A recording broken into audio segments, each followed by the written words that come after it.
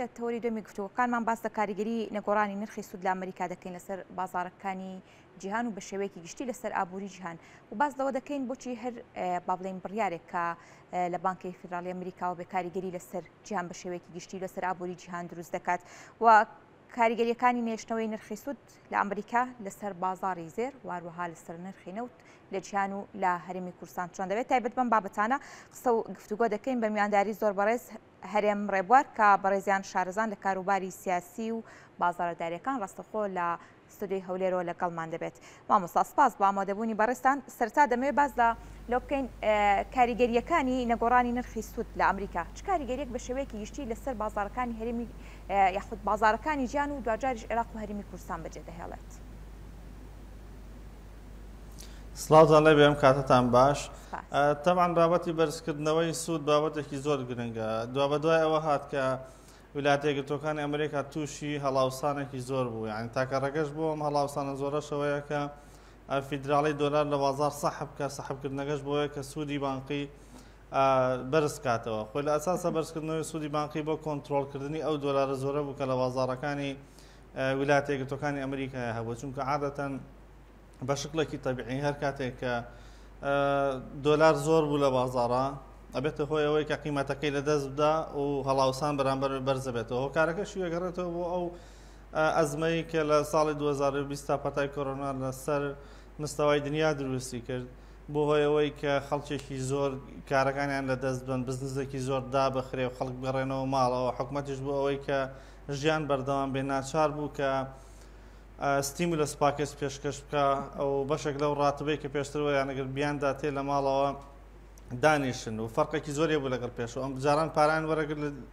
لە بری بەرهەمهێنان لە بری کارکردن، بەڵام لە دوای 2020 دا لە دروستبوونی پەتای کۆرۆنایە خەڵک پارەی وەرەگرێ بێ بەرهەم، خەڵک یعنی پارێکی زۆر چۆ بازاڕەکانەوە. ئەم پارە زۆرە بۆ هۆی کە تەزەخمێکی زۆری لێ دروست بێت کە لە 40 ساڵی ڕابردووی ویلایەتە یەکگرتووەکانی ئەمریکا بەرزترین ڕێژەی تەزەخم بوو کە هەیان بوو. ئەمە وای کرد کە فیدراڵی بیر لەو بکاتەوە کە سوودی بانقی هێواشی واش بەرز بکاتەوە بۆ ئەوەی کە ئەو تەزەخمە بێتە خوارەوە و ئەو ڕێژە زۆرە لە دۆلاران لە بازار نەمێنە سەحب بێ و تەڵاب لەسەر دۆلار بێ، سعی دۆلار لە بازاڕە جیهانیەکانە گران ببێ. هەر فعلەنیش هەروە بوو. یعنی ئەگەر ئێمە بەراوردی بکەین کە لەگەڵ ساڵێک پێش ساڵێک 12 مان 13 مان پێش ئێستا بەرامبەر بە یۆرۆ ئەو وەختە $124 بۆ نمونە 100 یۆرۆ بوو. لە مەڵامە ئێستا گەر تەماشا بکەین کە سوودی بانقی بەرزکەوتە فعلەن دۆلار لە بازاڕەکانە سەحب کراوە ئێستا $106 100 یۆرۆیە بەرامبەر بە پاوەنی بەریتانی بە هەمان شێوە بەرامبەر بە عملاتەکانی تر. یعنی ئێستا دۆلار پێگەیەکی بەهێز و جێگیرتری هەیە لە هەموو ئەو عملانەی کە لە دنیا هەیە لە بازاڕە جیهانیەکانە. باشە مامۆستا، کاریگەریەکانی نرخی سوود لەسەر بە شێوەیەکی گشتی با بڵێن نرخی زێر و بازاری زێر و کانزەکانی دیکە چی دەبێت؟ طبعاً پەیوەندیەکی پێچەوانە هەیە لە بینی زێر و سوودی بانقیە. یعنی هەر کاتێک کە سوودی بانقی بەرز دەکرێتەوە سعری زێر دابەزێەوە، کاتێک سوودی بانقی ڕائەگیرێ زێر بەرز دەبێتەوە. کارەکەشی بۆ ئەوەیە کە وەکو وتمان کە عادەتەن بەرزکردنەوەی سوودی بانقی بۆ ئەوەیە کە تۆ دراوەکەت بەهێز بێ. لە حاڵەتی ئەوەیە کە ئەگەر سوودی بانقیت بەرزە دراوەکەت بەهێستە و بەرهێنەر و شەریکاتەکان زیاتر ڕوو لە چێکن ڕوولەوەکەن کە ئینڤێستمنت و بەرهێنان لە دۆلاری ئەمریکیا بکەن و لەبەرەوەی هەزمەوە ترسی ناکەن، مرتاحن بە بەکارهێنانی دۆلاری ئەمریکی وە بەرهێنەر و ئینڤێستەر لە چ کاتێکە پەنا بۆ زێڕە بە ئەگەر هات وڵاتەکە تووشی ئەزمەیەکی اقتصادی بۆ تووشی کێشەیەک بۆ دۆلار تووشی قەیرانێک بۆ هەر عملەیەکی تووشی قەیرانێک بۆ دنیا بە قەیرانێکە تێ ئەپەڕێ. بەم شێوەیە ڕوو لە کڕینی زێڕەکەن لە کاتێکە کە سوودی بانقی نزمە. بۆ نمونە بۆچی سوودی بانقی ئەگەر بەرز بێ و بەرهێنەرێکە چێ لەگەڵ حکوومەتە زیاتر ئیشەکە تاوەکەوەی کە زێر بکرێ. بۆ نمونە ئەگەر سوودی بانقی لە حاڵەتی ئێستاکە 0.5 ئەگەر بێت و ئینڤێستەر وە بەرهێنەرێک بۆندێک لەگەڵ حکوومەتی ئەمریکا بکە بە ژێرەی ئەمڕۆ بە ژێرەی ئینترێست ڕێیتی ئەمڕۆ بە جۆرە سوودی بانقی ئەمڕۆ حکوومەتی ئەمریکی ملزەمە بۆی کە ساڵانە 5.5 خێری بداتێ. بۆ ئەگەر بۆندێک بکڕ بای ملیارێک دلار بێت لە حکوومەتی ئەمریکیە بێت ساڵانە 5.5 فایدە وەرگرێ. بەڵام ئەو کاتە ناچێت لە زێڕا ئینڤێستیکە ناچێت لە شتێکیکە ئینڤێستیکە ئەو کاتە ئەمە هۆکارەکەیکە بێتە خۆی بەهێزبوونی عملەیە وڵاتێکە کاتێ سوودی بانکی بەرزەکاتەوە بەڵام بە پێچەوانەوە ئەگەر عمرەکە لە قەیرانە بێ سوودی بانکی دابەزی بێ ئینڤێستەر هیچ ڕبح و قازانجێک نبینێ لە کارکردن و کڕینی بۆندەکانە لەگەڵ حکوومەتە بەدڵنیایە و کاتە بۆ پاراستنی بەشێک لە سەرمایەکەی و نەمانەوەی بە شێوەی کاش بەناباتە بەر کڕینی زێر و هەرچەند ئێستا پێمان وایە لە دنیا هەدوو خەشینە ئارامەی ڕاستە ئینترست ڕێیت بەرسە بەڵام ئەوەی کە هەفتەی پێشووی ئەمە جۆمان لێبوو جەرمان پاوڵی سەرۆکی بانکی مرکزی ئەمریکا ئاماژەی پێکە هەندێک تون بوو بەرامبەر بە بازاڕ بەڵام گەیشتنەوە نتیجەیە کە لە نۆڤەمبەری داهاتووە لە مانگی یانزەی داهاتوو 0.25 بەیسی ترین ئینترست ڕێیت بەرزەکەنەوە بەڵام پێم وایە دوایەوە ئیتر ڕائەوەستن هەرچەنەوەتی کە تاکو کۆتاییەکانی 2024 ڕێیت بە شێوەیەکی بەرزەمێنێتەوە بەڵام دوایەوە تەدریجیان بە شێوەی شێوار دێتە خوارەوە ئەو کاتێکە دۆلار لاوازە بێ و سعری زەر لە بازاڕە جیهانەکە نەبەرزەبێتەوە. باشە کەواتە لەم بارودۆخەدا داهاتوو نرخی زەر بەکوێ دەگات؟ حسب ئەو داتانەی کە لە بەردەستی ئێمایە تا ئێستا ئێمە لەسەر دوو مستەوایمە بتوانین تەحلیل بۆ سعری زێر بکەین. مستەوایەکی فەندەمێنتاڵمانەیە مستەوایەکی تەکنیکاڵیشمانەیە. مستەوای تەکنیکاڵەکە ئەوەیە کە پەیوەندی بە بازاڕەکانە پەیوەندی بۆ شەماعەتە و تەڵەب و عەرزەیە هەیە کە لە بازاڕەکانە هەیە ئەوە ئاماژەی ئەومان پێەیە کە سعری زێر لە خلالی ساڵی داهاتووە احتیمالێتی هەیە بۆ ئۆنسەیەکی بۆ 2200 بۆ تاکو 2600 احتیمالی هەیە کە بەرز بێتەوە. لە ڕووی فەندەمێنتاڵەکەەوە ئەوەی کە ئێمە ئەیبینن هێشتان دەوڵەتەکان بەدەستە زەخومێکی زۆرەوە ئەناڵێن ئەوروپا بێشتن بەرزترین تەزەخومی هەیە بەریتانیا 6.7 ساڵانە تەزەخومێکی زۆری هەیە سوودی بانکیان بەرز کردەوە هێشتا نەیانتوانێت بە باشی کۆنتترۆلی دۆخەکە بکەن لەبەرەوەی ئەوەش ڕێگریان سوودی بانکیش ناتوانێت تۆ بە شێوەیەکی زیاد بەرزیکەیتەوە حتاکو کۆنتترۆلی دۆخەکەی پێ بکەیت چونکە ئەمە دەوڵەتانە وەک وەزانین کە قەرزێکی زۆریان لەسەر قەرزەکە شەرە و بۆندانەیە کە باسم کرد کە بەرێنەرەکان لەگەڵیانەکەن کە ئینترست ڕێیت بەرزەکەیتەوە ئەو قەرزێکە لەسەرتە زیاد ئەکا لەبەرەوە و ئەگەر بەرزیشی ناکەیتەوە تەزەخمەکەت نایەتە خوارەوە لەبەرەوە ئێستا لە حاڵەتێکی ستاکفلیشنن ئەو دەوڵەتانە نازانن چی بکەن کە بۆ ئەوەی کە کۆنتترۆلی ئەو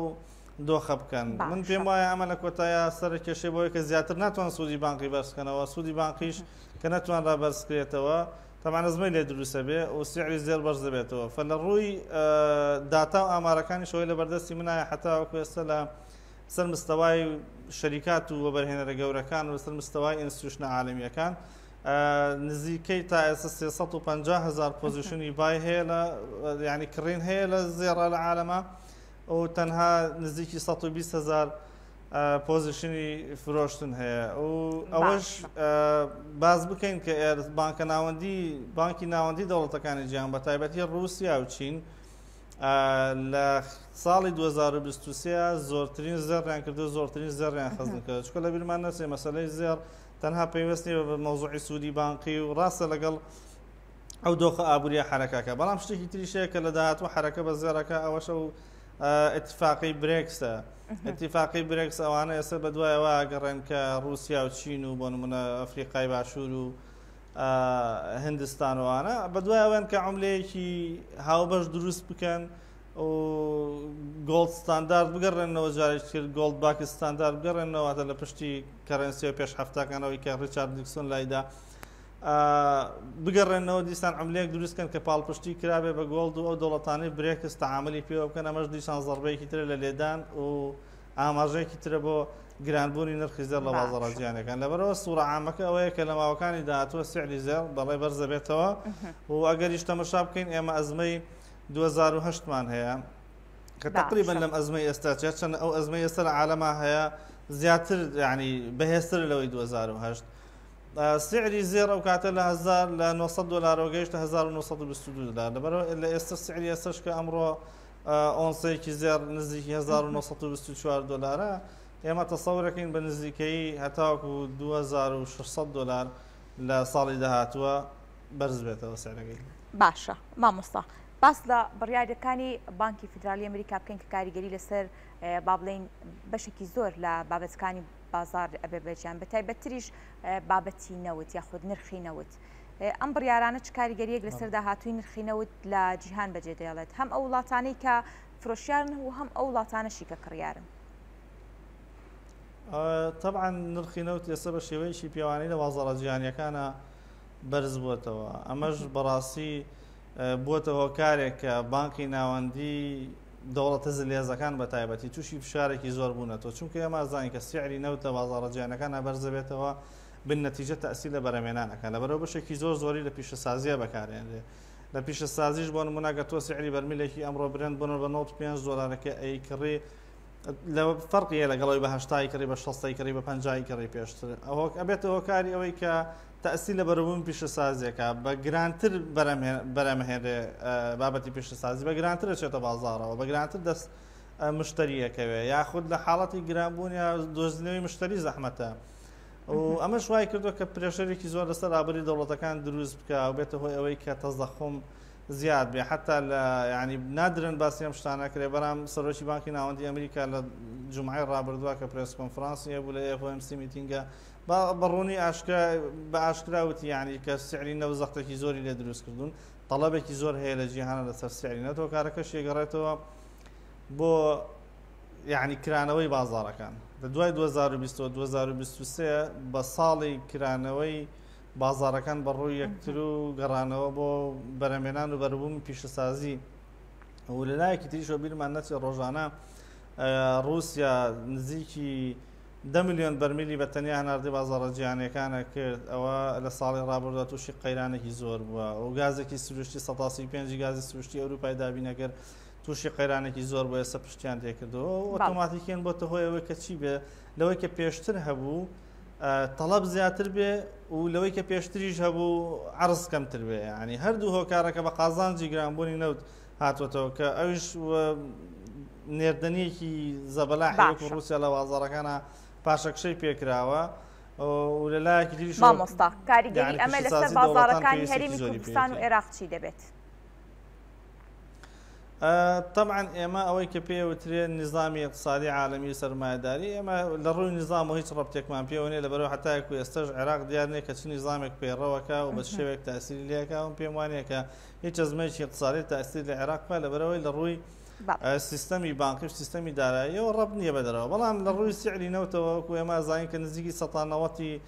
داهاتی هەموو عێراق خۆی کە بانکی نەختینی نێودەوڵەتی ئاماژەی پێکە لە نەوت ینی پێکاتوەگە طبعا ئەگە سیعری نەوت گران بێ ئەوە ینی سوودمەندی یەکەم حکوومەتی عێراقی و خەڵکی عێراقە بێ